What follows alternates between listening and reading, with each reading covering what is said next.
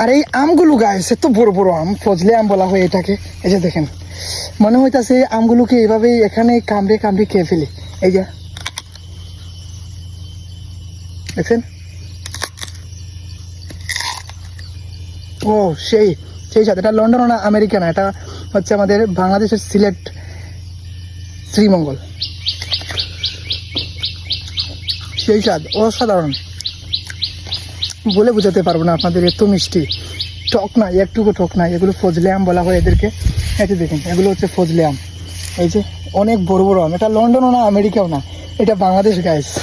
প্রচুর পরিমাণে আম, মানে বলে বোঝাতে পারবো না আপনাদের। আমি আসলে একা এসেছি পাহাড়ের মধ্যে, এই পাহাড়ে শুধু আপনাদের আম দেখানোর জন্য। এই যে দেখেন আম, আমার আম, আমার আম, আমার আম, এত আম কি দেখাবো আপনাদের। আরেকটা আম আছে, দেখতে খুবই সুন্দর, বেগুনের মতো লাগে, শশার মতো লাগে, গাজরের মতো লাগে, মূলার মতো লাগে। একটি আম আছে এখানে, আমি দেখছিলাম, আমি আপনাদের দেখাই আমটি কোথায় গেল। আমটি মানে আনকমন একটি আম, এরকম সাইজের আম, মানে এটাকে কি নামে বলা হয়, কি নামে ডাকা হয় জানি না। এই যে দেখেন আমটা, এই যে দেখেন আম, এত লম্বা লম্বা আম।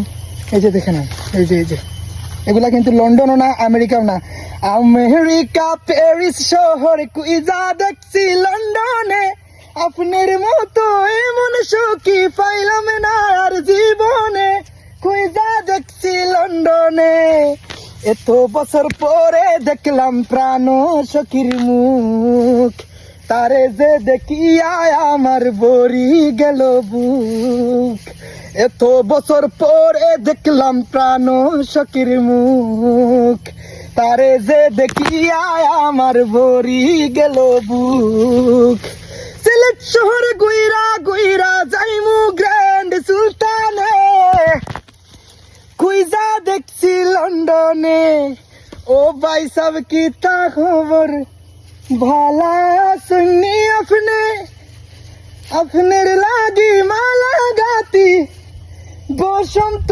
ফাল্গুনে, ভালা শুনি আপনি। সেই ভালো লাগে গাইস এই জায়গার মধ্যে এসা। আমি আপনাদের আম, এত পরিমাণে আম, জাত বেজাতের আম, পাহাড়ি ফল ফ্রুট দেখাইতে পারছি, এটাই সবচেয়ে বড় কথা।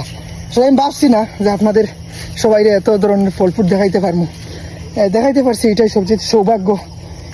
এটা লন্ডনও না, এটা আমেরিকাও না, এটা প্যারিসও না, এটা ফলের রাজ্য, কোনো বিদেশ না, এটা বাংলাদেশ, আমাদের বাংলাদেশের একটি জায়গা। আম এত পরিমাণে আসছে বলে বোঝাতে পারবো না। ওকে, পাহাড়ি মানুষ ভালো থাকবেন, সুস্থ থাকবেন। আমি কিন্তু পাহাড়ি মানুষ। ওকে, ঠিক আছে, ভালো থাকুন।